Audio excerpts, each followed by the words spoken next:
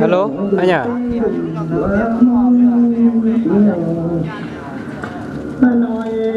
Ở bản à anh? Ở xã à anh? Vâng vâng. Một ngày thôi hả anh? Vâng vâng. Rồi, thứ ba mai thì em còn đi xét hộ nghèo nữa. Để thứ tư nhé. Vâng vâng, rồi em sẽ đi nhé. Mấy người anh? Mấy người? Vâng vâng, rồi. Rồi, nhá. Vâng vâng, thế nhá.